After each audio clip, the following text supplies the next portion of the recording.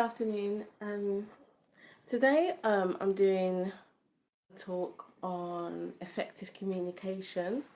Feel free to join in on any of the points that I make. You can put comments in the chat. Any questions that you have as well, you can put in the chat. Effective communication. So one of the reasons it's good to develop and try and develop our communication skills is because we never know when we might actually need effective communication skills. We may be in a situation at some point where we need to use our communication skills to, in life, you just never know what might happen. You may need communication skills to get out of a speeding ticket. You may need communication skills to appeal a decision in custody court, in an employment tribunal. You need communication skills to be able to pull off a really good testimony in church, perhaps. Interviews, communication skills are important for interviews. And also, it's really good for your confidence if you feel like you're always trying to improve how you communicate with people. For myself, I would like to improve my communication skills. I want to stop saying all the time when I can't think of anything to say. And also, I just want to improve in the way I speak and communicate with people, because I believe that is something that can always be improved upon. So, to start with, communication. There was a survey, research done basically by Professor Mahabarin. So if I've pronounced his name wrong, but I believe his name was Professor Mahabarin.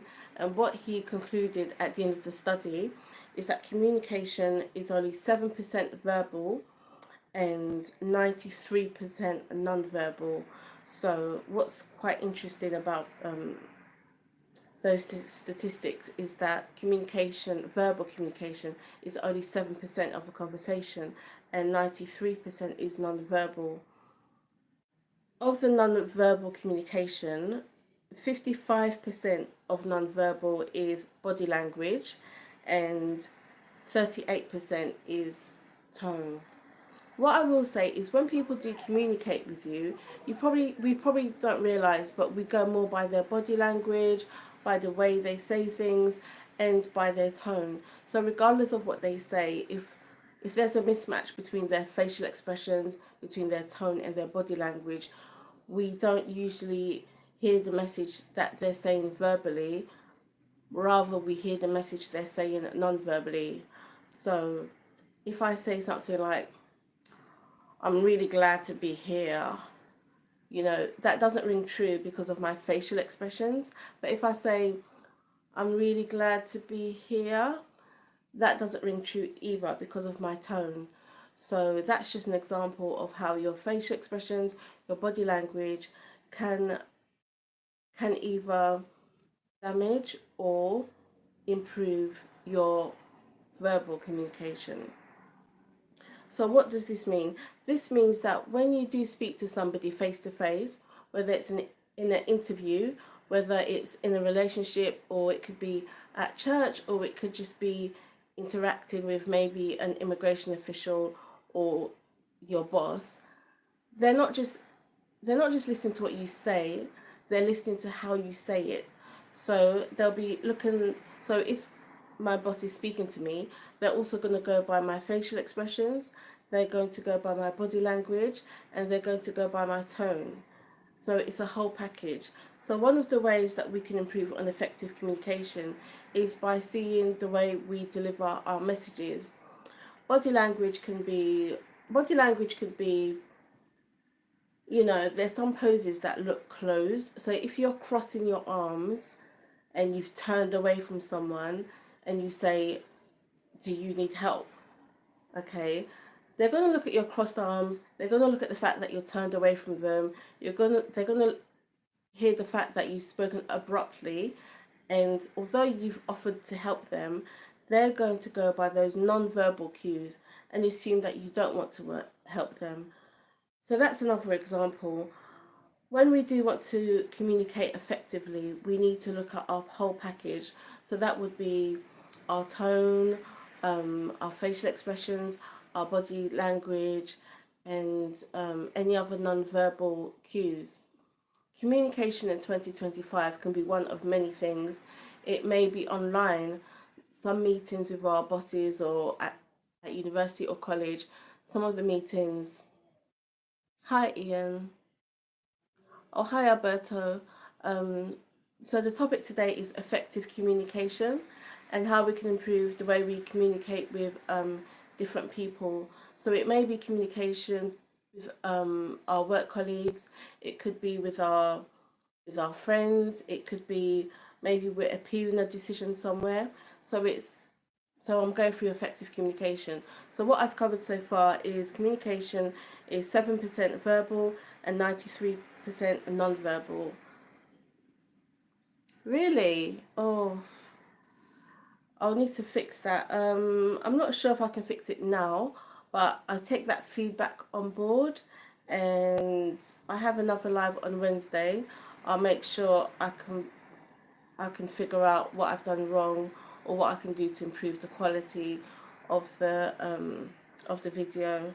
Sorry about that. Right. So in regards to communication, um, if you can perhaps put in the chat what types of communication you want me to go through. So far, I've spoken about verbal and non-verbal.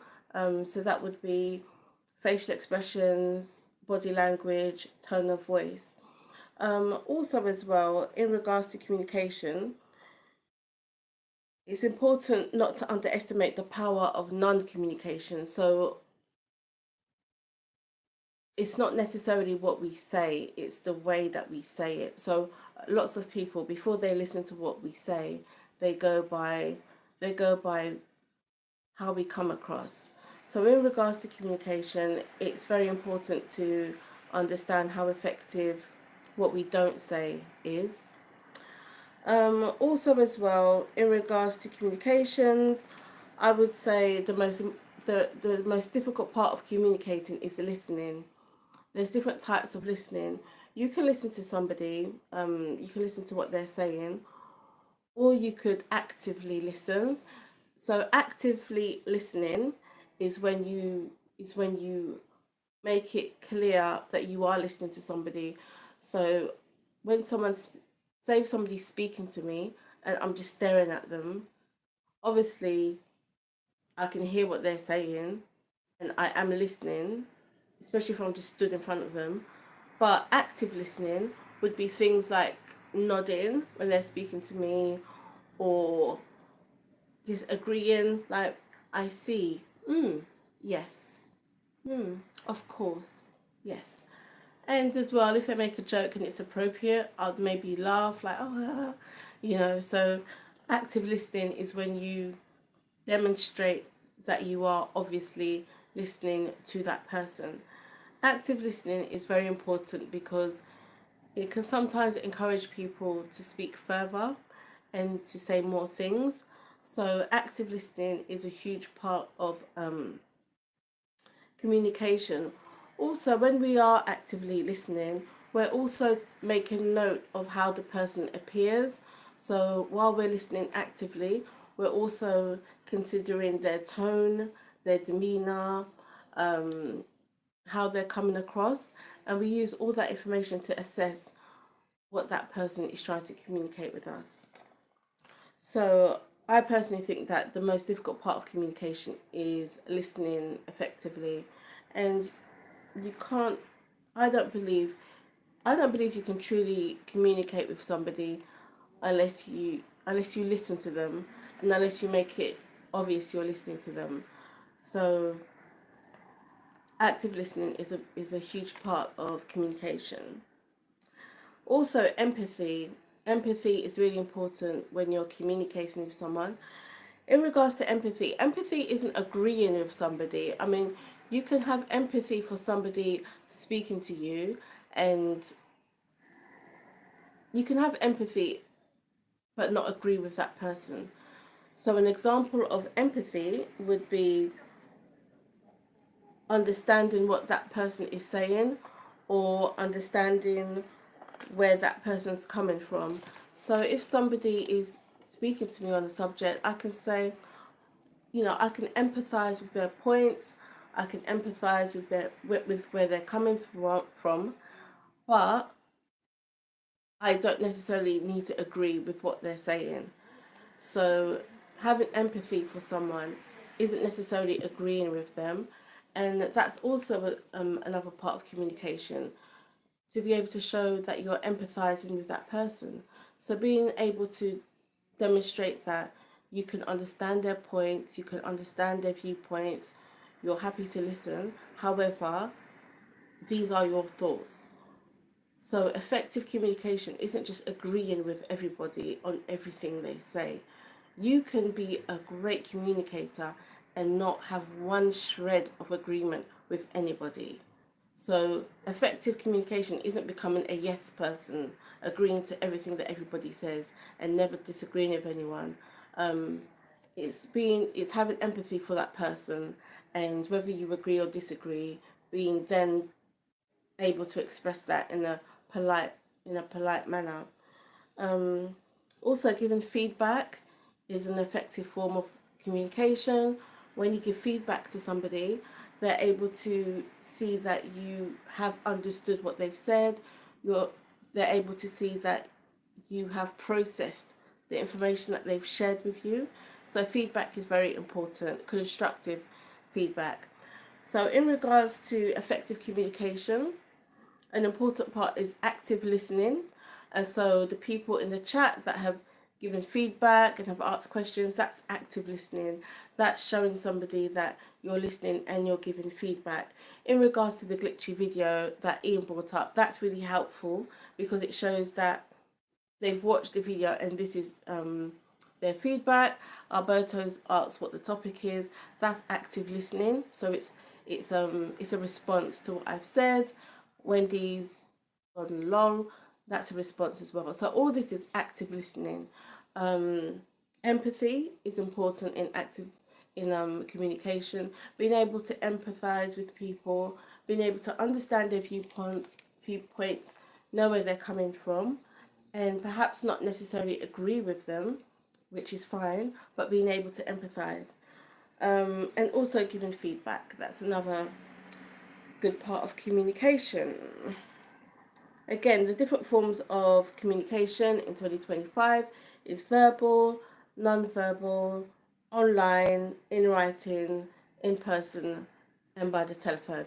Those are the different forms of communication that we'll be dealing with. And also, as I said at the start, it is important to try and improve on our communication because we never know when we'll actually need, we never know when we need to be effective communicators.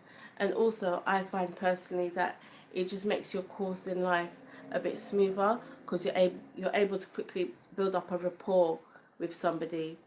I would say the most difficult part of communication is listening, because sometimes when you communicate with people, you don't just listen to what they say. Sometimes you need to listen to what they haven't said. So sometimes it's reading between the lines. Sometimes it's what they didn't say. Sometimes it's the very subtle parts of the conversation that you need to pick up on. So in my opinion, I would say the most difficult part of communication is active listening. Please let me know in the chat what you find most difficult about effective communication. There are many barriers in communication. I'm just going to go through a few of the barriers. One of the barriers is using unnecessary words. So some people may think that communicating effectively means using as many words as possible. No, that is not true. you need to eliminate any unnecessary words. I remember when I was studying, and honestly, to hit that word count, I was piling in some words that had no godly reason to be there. Like, I was just piling in words just to hit that word count. And some people, when they communicate, they think the more words they use, the more effective. But no, that can actually be a barrier. So don't use 5 words if you can use 2, basically. So eliminate all unnecessary words from your conversation, whether it's in writing or or in speech. Eliminate any unnecessary words, and that will be that will remove one of the barriers in communicating. Also repetition, which is something that I think I'm doing now, but try not to repeat yourself a lot. Try and move on to different, different topics, different subjects, different questions. So repetition and using unnecessary words are a couple of the barriers in communicating. Okay. The 4 basic communication skills. Okay, so there are 4 basic communication skills, and if you're highly skilled in all 4 of these skills, we say that you are fluent in this language or you're fluent in that language. And the 4 basic communication skills are listening, speaking, reading, and writing. Okay, so if there's a language where you're highly skilled in reading the language, in writing the language, in speaking the language, and listening, no, yeah, and listening to the language, we would say that you're highly skilled. We'll say that you're fluent in that language. So you need those 4 basic components: reading, writing, listening, and speaking. Those are the four components of basic communication skills in a language. Every conversation has 2 levels. Every single conversation has 2 levels. One level is the content of a conversation. That's one level. And the other level is the relationship of the person you're speaking to. So when I say relationship, it doesn't necessarily have to be romantic. When I say the relationship of the person you're speaking to, what I'm saying is it your manager? Is it your colleague? Is it your apprentice? Is it is it a immigration official? Is it a policeman? Is it a ticket inspector? Is it a lawyer? So depending on the relationship of the person you're speaking to is one level of the conversation, and the other level would be the content of what you're saying. So content and relationship will signify what type of communication skills you need. Like, if you get stopped by police, you need listening skills, okay? If I get stopped by the police, I'm trying to listen because I need to know what's going on here. I need to listen more than I speak. So in those types of scenarios, active listening is essential, okay? Also, it's good to work on communication skills because you just never know when you need to do any public speaking, maybe at work or at college or whatever it is. You might get asked to do a presentation, or at church or any other religious place you may attend. You may be asked to give a testimony or to give a talk on something. An opportunity may come up, and it's good to already have the confidence to say, hey, yeah, I can do that. I'll be happy to give a speech or testimony or presentation. Or even in your personal life, somebody might be getting married and ask you to be, the maid of honor or the best man, and you might be required to make a speech. Or just in your personal, or a birthday, somebody's birthday. It's a good skill to work on in your everyday life because you just never know how essential or how relevant it will be. Please like this live, and please subscribe if you would like any more similar content to this. So please remember to like this live and to subscribe if you're interested in more content that's similar to this one. Okay. So barriers to communication. So barriers. So one of the barriers in communication, what some people would say is an argument, is that your emotions become triggered and then your emotions become out of control. So once your emotions become, so say if my emotions go out of control, I'm more likely to misread other people. So if my emotions are out of control and then I become triggered and then I'm just emotional, I'm more likely to just get people wrong and just to misread their tone, misread what they've said, misread their body language. And as I become more and more stressed or more emotional, that person will react to me. So then that person will start reacting to me. If they're becoming triggered, if we're both triggered, they will start misreading my signals. I start misreading their signals, and then we're arguing. That's an argument because both our emotions, or one of us, both our emotions are out of control, and now we're misreading each other's tone. We're misreading each other's body language. We're misreading each other's facial expressions, and now we're shouting. Okay, so that's how arguments usually, not always, cool. That's usually how you hit that argument cycle where I'm misreading what you've said, you're misreading my tone, we're now arguing and we're both misreading each other. So that's another way to look at an argument, or how an argument can get triggered.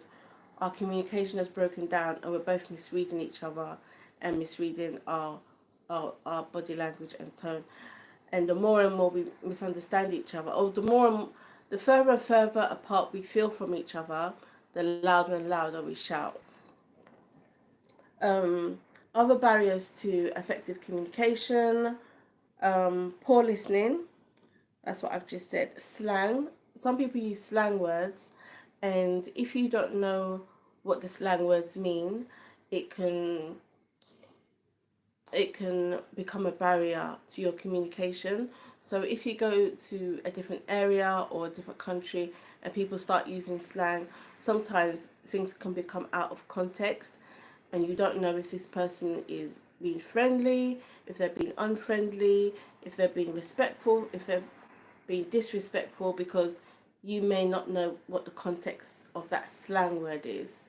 Yeah, so slang words can sometimes be a barrier unless you both understand what the slang words are. Also,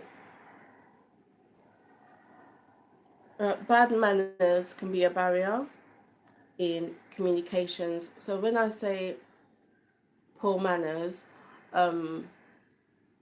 people not being polite or courteous can trigger someone else and become a barrier within the communication. So you can have people communicating, however, if one person feels like the other isn't being polite or courteous, that can become a barrier in the communication.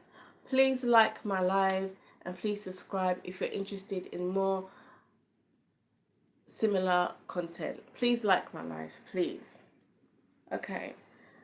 Sometimes too much or too little information can be a barrier in communicating. So if somebody is barely saying the minimum, or somebody's just going on and on and on, like what I'm doing now, it can be a barrier in communication. Also, as well, unresolved conflict. So if there is unresolved conflict, so say if me and somebody have an issue that hasn't been resolved, when we do communicate, there will be a barrier. I may not be as forthcoming, they may not be comfortable, I might have a grudge, they might feel offended, and so unresolved conflict can also be a barrier to communicating effectively, because one person is holding something against the other person, or the other person doesn't understand why they're acting funny, etc., etc., etc. So unresolved conflict is another barrier to effective communication.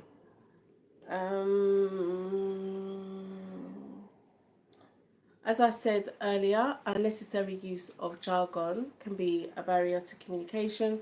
So unnecessary words can be a barrier.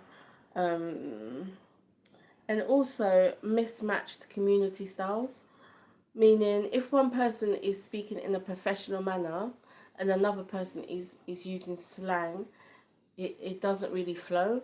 And so both parties, or however many people are present, need to be using the same communication style in order for there to be effective communication. So if somebody is speaking professionally and the other person is speaking using slang or inappropriate words or all the rest of it, that their communication isn't going to be as effective.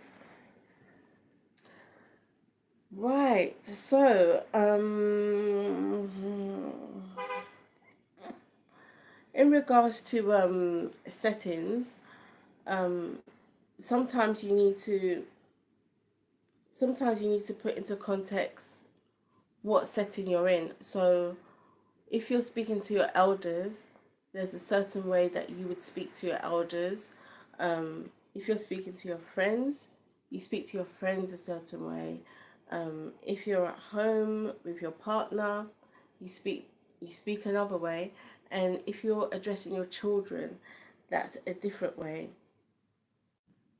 Sometimes people mix their communication style with the people they're addressing, and some people feel that they speak the same way to everybody. So the way they speak to their friend on the phone is exactly the same way they're going to speak to the bank manager when they're going in to ask for a loan. Do you know what I'm saying?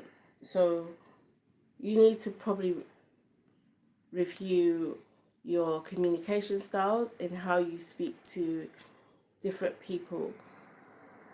Now, I'm not talking about your accent or your I'm not talking about who you are as a person. I'm not saying change who you are as a person depending on who you speak to. No. What I'm saying is that there are some words you would not use to different people, and there are also certain tones that you wouldn't use with different people. So the tone that I would use with my friends is very informal, very informal. But if you're doing a presentation at work, I will use a different tone. It would be more appropriate to the people that I am around. There are things I can say with my friends I wouldn't even dream of saying at work.